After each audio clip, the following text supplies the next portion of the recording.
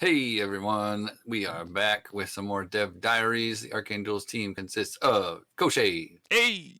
doing the streaming, Sharkbait, doing all of the technical octagon crazy stuff that I would never be able to do. And And really then, back in that chair. yeah, and I'm here too. So we're doing a small number of changes. This week is much smaller than And kind of a reiteration of what we asked for last time. We didn't get a ton of games this week, which, there's cycles, no big deal. There's a long weekend coming up in the United States, so maybe the people will play, maybe they won't. Maybe they'll forget about Mage Wars for 4 days. We'll see. But yeah, what we got, Coshade? What's going on? Yeah, so let's just start with the Elementalist card. So we are making the air glyph cost 2 mana. We've been noticing that 1 mana might have been a bit too cheap, especially with the fact that stun and ice is a thing. Which, by the way, we still think ice is underpowered, and we're looking for more examples. We have probably about, 5 to 10 games that are like solid ice games, where like they try golems, elementals, things like that. We really want more data on ice, but for now, the air glyph, to use it on yourself or another creature, 2 mana to get that now. And we also changed the elemental glyph ability. I know we talked about it, but it's official now, and that is enchantments to activate a glyph. They activate upon reveal of the enchantment, not when you cast the spell, because that just clears up a lot of the guesswork and problems that presents. And we kind of had an error last week that the water glyph costs 1 mana, just back up to 2. And that, I think we did Natural Fury in its full how it is right now. That was last week. So, yeah. Otherwise, this week we got it right because it has to be trained in it. Yeah. And otherwise, we've seen a lot of games with Elementalist, and so far we're thinking that he's about right, and we're probably gonna have to make some minor tweaks. But in general, the games have been a lot more competitive than they were the first 2 weeks. Mm-hmm. No blowouts. Resonance is in the center, and it's just like it's either getting destroyed or you're at least able to confront the opponent mage faster. You mean Pandemonium? Yeah, Pandemonium. My bad. I don't know what I said. So yeah, that's kind of the Elementalist there. Bloodthirsty Strike. We have a lot of minor stuff that we'll just go over really quickly. It was non-mage living creature before. We just made it non-mage corporeal creature. Take that as you will. Keep in mind as the martial ability. So martial you can subtype. Martial subtype, yes. So keep that in mind when it comes to the monk as a possibility for influencing the opponents in certain ways. Battle meditation, we just edited some of the grammar. I'm sure there's something still wrong that I missed, like this period that I see right now. Once per round when this mage is attacked and damaged. Thank you all for the grammar checks on this. That's all the change in that. Sharky, you want to take over Wind and Stormfront? Sure. The Wind and the Stormfront elementals have both been, we'll call them underwhelming with the most recent life change because they're 20 and 22 mana respectively, and it takes a lot less mana than that to destroy them at 12 life, even with the incorporeal change. So we're bumping them up by 1 to 13 to see if we can get them to be a little more worth the cost of 20 or 22 plus upkeep. We're still tweaking those numbers, and we'll keep an eye out. They may need to go up another one or down another, but we're pretty sure they need to go up another one possibly after this one, but we'd like some data. Data. Also, we added the clause that Wind Elemental is immune to its own attacks. Oh, right, yeah. So the area effect. Keep in mind, though, that if the Elementalist steals that area effect attack for 5 damage, the Wind Elemental would then suffer that attack.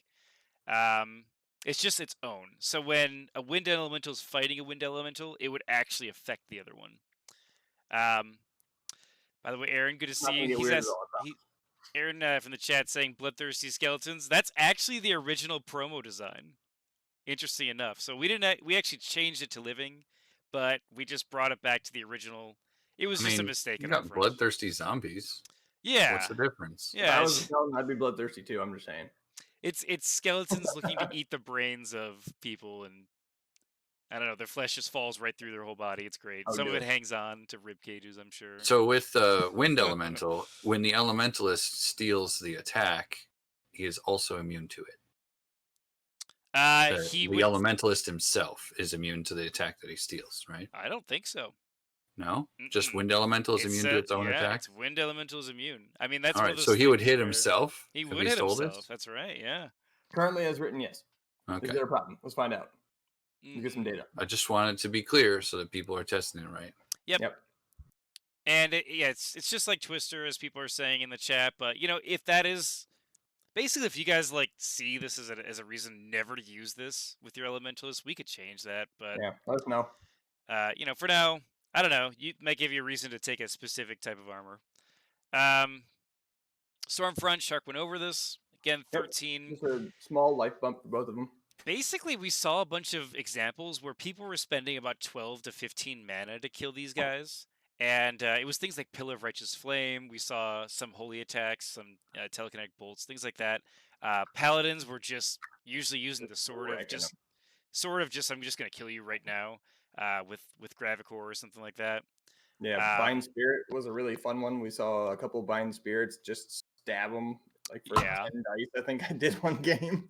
Yeah, no, it was just insane because he challenged him, and the guy was just like, "Well, I guess I'll die." Better when you have Ethereal, which makes everything like Ethereal plus Paladin reroll makes it like almost guaranteed 10 damage. Yeah, and yeah, he's just good. So the equipment swap rule. By the way, Felix, how's it going? So the equipment swap rule. So now that we have neutralizing mist in the game, we're trying to make it so that the armor swap. Okay, so let me actually start over. I'm sorry, guys. So we decided a long time ago that we were going to have the equipment swap change rule, where you would discard that thing that you swapped it out with. A lot of feedback, a lot of games tested. We're not going to be doing that.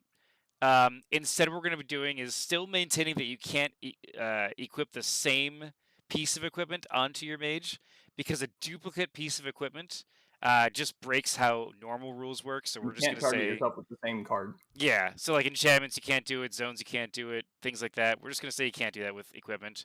But we are changing how the supplement rules work with corrodes.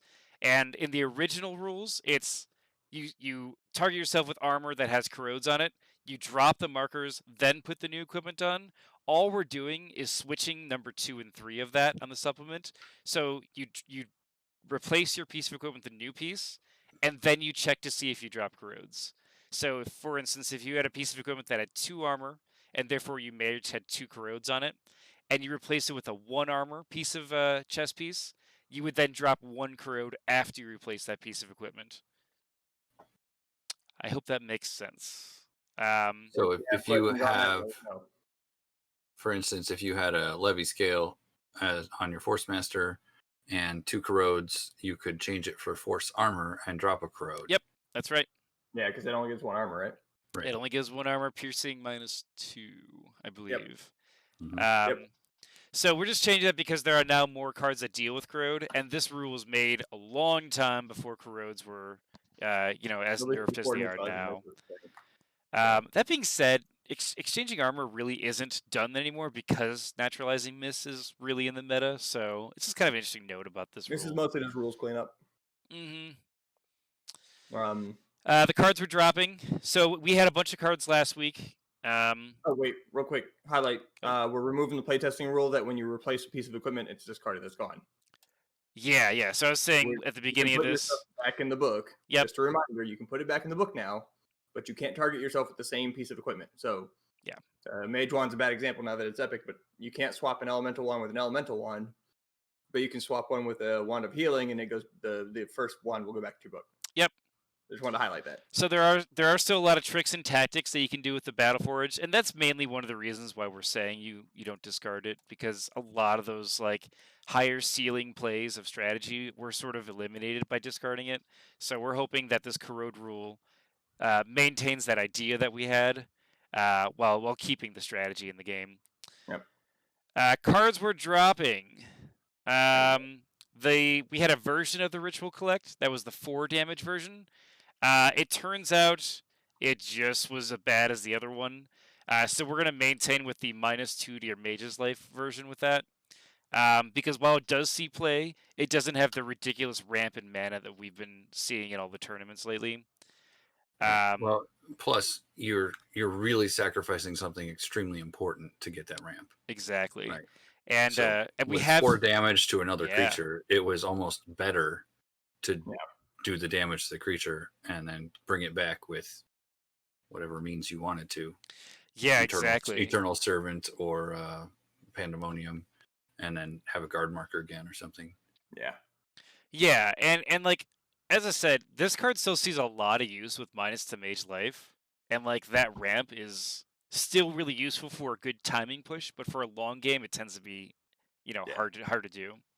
Interestingly enough, like I think someone pointed out, it helps the aggressive builds more than it helps the stand in your corner builds, which is kind of cool actually. So Yeah, I guess that is the thing about the damage version. It was a very like turtle build because it was designed to be all right. Get a creature with regen, and then start casting ritual on them. Keep casting creatures in the meantime, and then attack.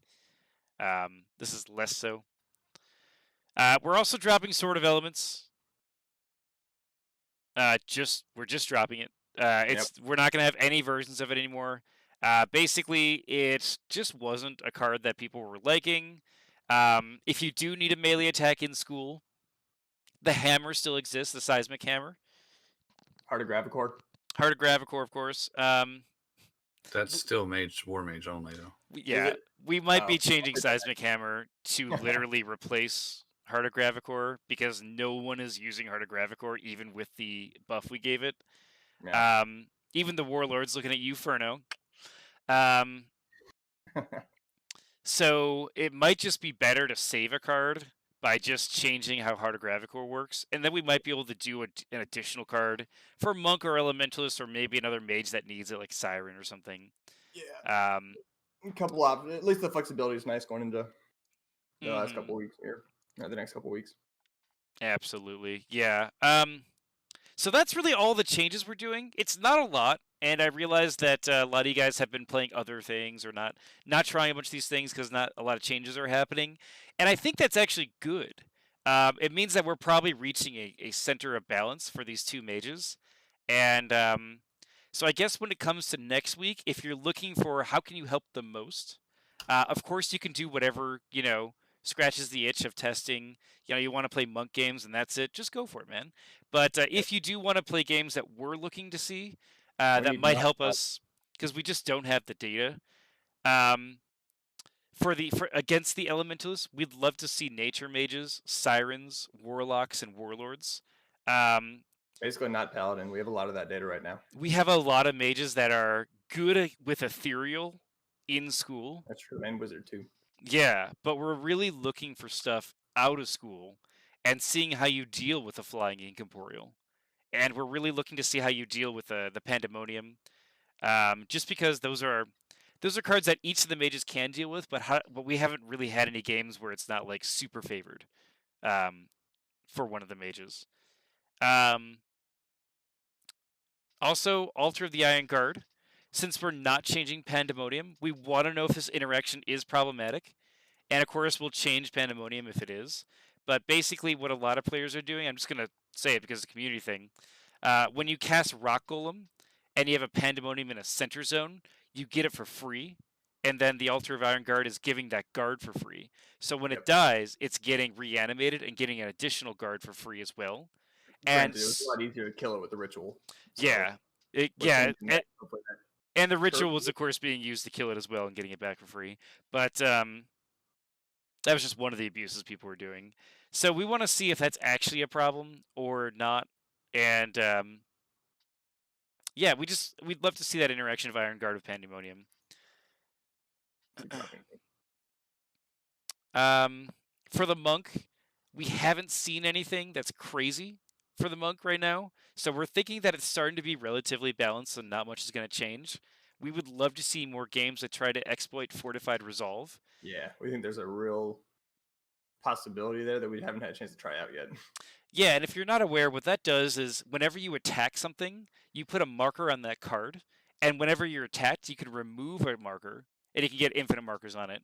But you can remove one marker when you're attacked and just get -2 damage to any attack. That's obviously problematic in some ways because it's sort of a mass, armor kind of thing. But at the same time, the monk is really vulnerable to a lot of attacks that she can't really deal with. So we don't want to say we want to nerf anything or do anything until we see more games on that. Yeah, we're keeping an eye on that one, and if you don't mind playing a couple games with it, we'd love to see the data. Yeah, I'd also love to see somebody really push the upkeep mechanic on the monk, because so far we haven't really seen anybody go hyper armor or hyper enchant or anything like that. Ultimately, And Hmm. part of the reason for the upkeep was to keep that from happening. But what happens if you do pay 5 upkeep a turn? Can you sustain? Are you unkillable? Is it just an automatic win? So I'd like to see some data on playing an upkeep monk as well. Some out of school stuff. Yeah, I know it's hard with 100 spellbook points to make that, but True, too. I mean, making a tank monk, I think has actually a lot of viability right now. It has the viability in terms of staying alive. I'm not sure it has the viability to win. Right? That's kind of what I was thinking. Like, is this going to be a 4-hour game or not? But yeah, we would like more data on those kinds of monks, though. Mm-hmm. We're not seeing a lot of people play them because, frankly, I don't blame you if you didn't want to play that. Makes sense. But it wouldn't hurt to see the data. Yeah, I mean, I think a lot of players are still figuring out how the monk works because it's like it's a That's true weird. solo mage, and that's tough to run. So it's like it's tough to branch out right away.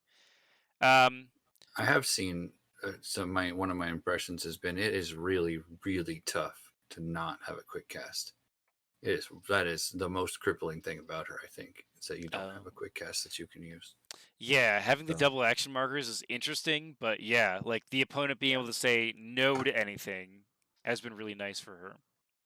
It's been a nice balancing mechanic, but yeah, it takes a little bit of getting used to. Promos. So we talked about this already. We're considering combining Heart of Gravicore or Seismic Hammer. We don't think anyone would care if we just made Heart of Gravicore Seismic Hammer because no one uses it, because we haven't seen anyone talk about it or give us feedback or any videos. But we would love to see if someone is like, no, I love this card. Do not change Heart of Gravicore. I use it in this book and all the time. Because like that's kind of why we're like trying to ask about it, because it could allow us to make a card for something else that free up could another be slot, used. basically. Yeah. So yeah, and if you haven't used Heart of Gravicore and just don't have an opinion, maybe try a game with it. It's basically you get a free Arcane zap with a hammer that also does good against conjurations. Yep. So we'll tinker with that one, and we'll have something for that one next week, probably. So we're talking about promos here. So this is a Staff of Storms. Remember, we gave it a buff to ice spells. We haven't been seeing ice spells get exploited quite to the degree that we think it could be. So maybe try adding Staff of Storms, which I know is a tough spell to also use because it's 7 mana that doesn't feel like it's doing a lot. But we think that +1 to the effect roll might actually be really powerful. So if you want to try out a Staff of Storms Ice Mage, we'd love to see that data on that. Yeah, we'd like to. And if you really can't make it work, we'd like to see that too. Yeah. I mean, you can make it work, but if you can't just sit there and break it, then that's probably good news. But we need to see that too. We're trying to make ice spells work, and right away, if ice spells aren't working, I'm thinking we need to change the ice ring that we have. So maybe instead of having such a high effect roll bonus, we give it like +2 dice and a +1 effect, or something like that. Yeah. Some way to make the ice spells usable is what we're trying to do. What does Iron Ring do? Add one of the 1 die and something to the effect. I mean, Which one? The Ring of Tides. Oh yeah, yeah. One die, yeah, it's additional die and +2 to the effect roll. I think. So we can go that route if that ends up being better. Absolutely, we can. Or we just keep tying it to the Frozen Tundra, which is pretty dang good for what it does. So it may be worth seeing some more of those too. Ice Ring. Yeah, I think people are trying out Pandemonium more than they are just running flat out freeze elemental. So yeah, it makes sense. Yeah, I mean, there's a lot to test here. So ice is one of those. It so that they don't melt in the Frozen Tundra. At least someone use it. Yeah, right. Oh my god. The Frozen Tundra, by the way, has been pretty good right now, but If you haven't tried it yet, it's actually insane how good Really you can keep good. someone in that zone. And we Yeah. actually are thinking it might be too strong, but we haven't seen anyone exploit it. So Not anybody outside of internal, at least. basically, I did it once. yeah, it's kind of brutal. So It's got potential, yeah. we have feedback, by the way, on Leviathan and Althea being too powerful, but every replay we get doesn't show that. It just shows it's a normal, high-level creature. So I know it's an intimidating creature, but right now we're not seeing anything of why we need to balance either one of those down. So if you're still really passionate about either of those creatures being too powerful, we really want to see you make the book that makes it too good, so we can try and exploit it. And we're trying to do that as well, but we really haven't seen a reason. Focus on, we're also focusing on, but Yeah. it helps to get more data than just the three of us can come up with. Yeah, exactly. And we're limited, of course, in how many games we can play. So we're really trying our best, but you know. Cool. So errata cards. What we're looking to see right now is the harmonize. We did change to have the song subtype because I don't know, harmonize song. And we're looking to see some siren games. If you're not aware what that does for the siren, basically her shell, her spawn point, it gets a +1 to her channel on that. Whatever she casts it on gets a +1 as well. And then as well on top of that, the shell costs 2 less if a song is out there. So we think that mana ramp is really going to help the siren out a lot in terms of her feeling like a competitive mage, which we have so much evidence that she's not right now. So maybe by this one small change, she can actually like get out those bigger creatures like krakens, and also do more when it comes to swarm sharks and things like that. So we'd love to see games with Siren as well, just to see how strong she is now. And if she needs more work, then maybe this combining Seismic Hammer and Gravicore will be able to have a new card to You might free up a card slot for us to make one. to just make a Siren only buff card. Yeah. And I think everyone really wants to do a good job of making the Siren good. And I don't just want to be like, let's errata her stat card and just give her flat buffs. I'd rather give her other things that make her more fun and interactive. That's the ideal. Pirates. We'll make the siren a pirate. We'll just make everything pirate subtype. Stormfront Elemental is now a pirate. Yeah, we'll just edit a pirate hat on the top. It'll Yeah, be I'll great, edit man. that on there. Or I'll hand draw it. How's that? So the card contest, it does close tomorrow, so I'm making some assumptions. We do have a war creature now. Next week we're going to be voting on the level of this creature. So we'll probably have that up Friday or Saturday. Yep. And right now it looks like for card 2, there was an ore option, and it looks like dark or holy is what people want. But fire is also up there. But I don't necessarily want to make it like dark or fire, holy or fire, or like dark. I don't even know how it would look with dark and I don't know. But like I'm thinking dark or holy, since those won, that might just be the option we get, because like those just flat out beat all the other ones. If you haven't voted yet, you have until tomorrow. I think fire is only like 1 or 2 votes behind. So it's like I don't know, dark or holy. I mean, I know Puddnhead had a good idea, and I've seen some other ideas out there. Are we gonna get 3 ores if the fire ties? What? We could get 3 ores, sure.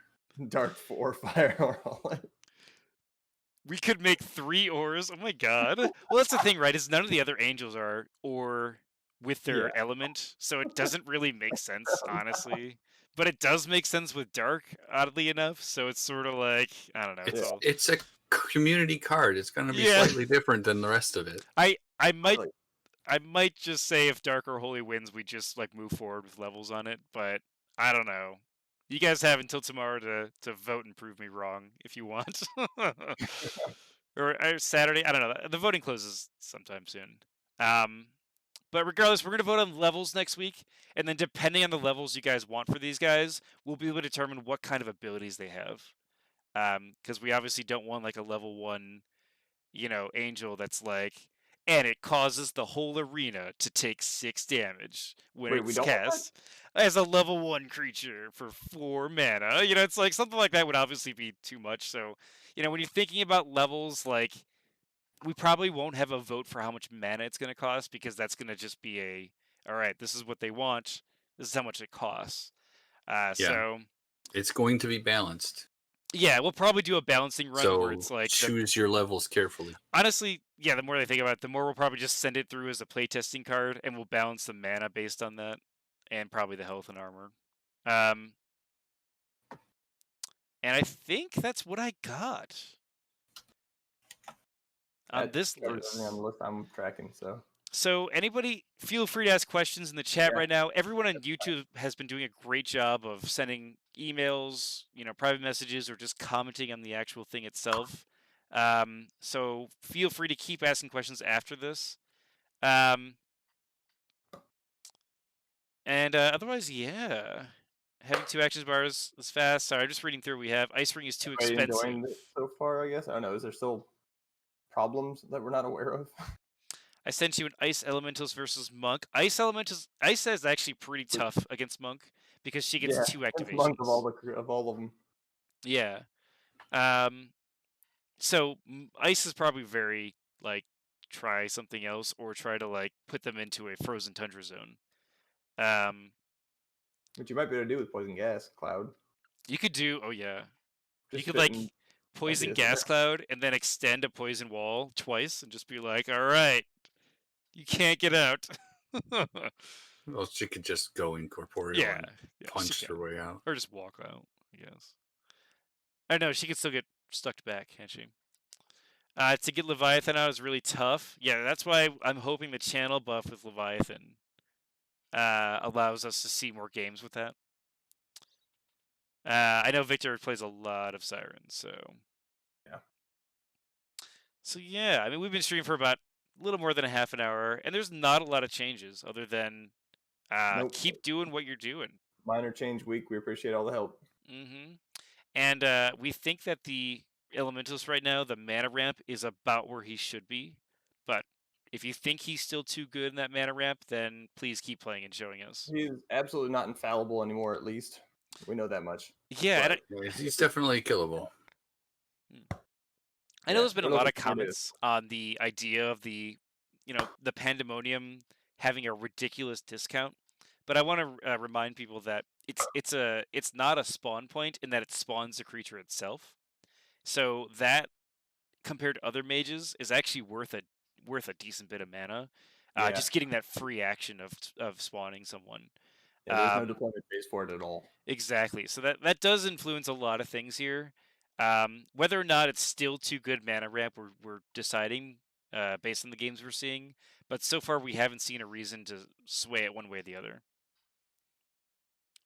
I had 32 mana at round 5 with 4 rock golems out. Yeah, is that with the so that is with the rock golems, right? I mean, it seems like at round 5 you'd probably be dealing with a lot of like aggression against you. Like either killing the Pandemonium, which we've seen during like turn 3, or just straight up your mage getting attacked. Honestly, yeah. If I'm on the other side and seeing 4 rock golems come out, I'm like, okay, so I don't have to worry about anything. Yeah, right. Absolutely. So I mean, that's the rock golems. I think are really good, and if you want to try to exploit it, we want to see more games with that. But right now we're not seeing it be like game breaking, I guess, right? Then you rain down meteors. That's pretty cool, man. Honestly, it's one of those things that like, I think it's one of those things that like rock golems, when you're casting those as full actions, like you're not realizing what you're up against at that point. And usually what we're seeing is something. You're missing out on a lot. Yeah, exactly. Like, so it's interesting that you can pull it off. It's just one of those, like, I can theoretically put out 6 sharks in by turn 6 as well, but that doesn't always help. Yeah, and it's one of those things that I would rather see more games this week with it as well than like 1 or 2 games where it was shown to be something, and it not being completely convincing that it's too strong. Yeah. Because rock golems they die pretty fast. Well, they die pretty fast, and they don't do a lot when they are out there. Yeah, They're decent guards, I guess, but it's kind of interesting, I guess, because like we saw no rock golems before this, and now we're right. seeing them. So it's sort of interesting because it's worth the quick cast or the full action when you can get them back. So the question is like, do you make it cost mana in any way? You know, that sort of thing. And I think it's a little different now, also without the ritual to basically get them back for 3 free mana. Yeah. How much Two free mana. Two free mana. Was it 2? Okay. Yeah. Anyway, you gain extra mana.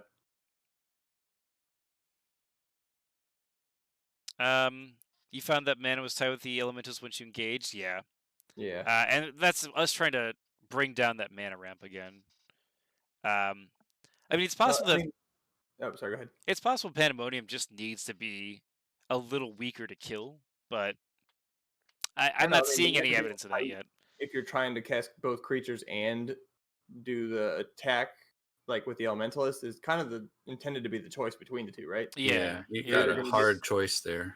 Yeah, you're either going to get a buddy or two, a big buddy or two out there, or you're going to go ahead and we didn't decide to change anything on resonance this week, did we? No. Yeah, no. Okay, so we are looking at resonance. I'd like to see a little bit more data as to when you could use it and when you chose not to because it was too much damage, too expensive. Yeah, that's fair. That's really fair. Because all of your healing and the Elementalist costs triple, so it's really expensive to need healing as the Elementalist, and your elementals, if you use it, especially if you're using the incorporeal ones, they just don't have enough health to make it worth giving them the damage. So it's tricky. Yeah. Yeah, and if the damage is too much, I suppose we could do a scaling damage based on level, so that maybe you could get a Rock Golem's 2 melee attack for free or something like that. But I don't know, like stealing like a Storm Elemental's lightning attack for, I believe it's 4 damage. It's 4 or 5 damage. Could be 4. That's pretty good in a lot of ways. So I was able to do that in one game where I had a regrowth belt on and mitigate the damage a bit like that and do it about every other round. So I mean, it was interesting. Yeah, right. How good it was, I don't know yet. I did an Iron Golem book where basically I stole his, 6-die quick punch, and then I did basically a bunch of melee buffs, and it was fun. Damage, right? It's 2 damage. Yeah, so I mean, with the regrowth 2 on that one, you're doing pretty well with it too. Yeah, and basically, like, the opponent just didn't let me get those melee punches, and like it's one of those like, I think if I played this more, I could probably make it a good book. So I don't know, that sort of thing. He's using it a lot. I'll have to catch up. I know he's got a bunch of replays in our inbox I haven't had a chance to catch up on. There's a ton. Otherwise, yeah, I'm pretty sure that's pretty much all for our stream. Unless anyone else has questions, concerns. I mean, you guys have been playing with these cards for a few weeks, so you probably get most of it. I think that's pretty much it. We saw a lot more Steam Elemental right now, and people are saying that its stun chance might be too good. So feel free to try that out. The intent with the air rune change is to help mitigate that a bit. Yeah, make it 2 mana though. Or air glyph, excuse me. So I'm probably going to get the new Octagon files like right after the stream. I'll get it out there. But if you're watching this, realistically, if I don't do it today, it'll probably be like Friday. But I'm pretty sure I can get it done like right away. If you guys are having trouble killing anything like Elementalist, Monk, any of the creatures, stuff like that, let us know. So far, we've seen good ways for all the mages to kill them, but if you're having struggles, maybe we're not seeing something. So let's talk about it. We're absolutely willing to talk tactics. Absolutely. Or strategy. Why not both? What? They're 2 different things? What? Yeah, right? They are actually 2 different things. Yeah, we absolutely. If we're not trying to like hide secret tech to beat the Elementalist from anybody. So if you aren't getting it and you want help, let us know. We'll let you know what we found works. And I'm not just going to include play Paladin. We'll skip that part. And as always, like this is a community project. We're all looking to wrap up Mage Wars 1.0 to be a strong game. So if you have some sort of secret strategy that beats everything, like you're not impressing everybody by keeping it yourself. Honestly, like just bring it out now. Let us look at it and test it because like the game's longevity is going to rely on us balancing it this summer, I think. Yeah. And that's really, I think, as a community, what we're trying to do. Otherwise, anyway. Trying to avoid some mad people. Yeah. Anyway, you guys all rock. I think we're gonna stop here. I think we're good on questions here. Anybody else? Shark, you want to lead us out? I mean, I don't really have anything else, but when in doubt, kill with fire. There's something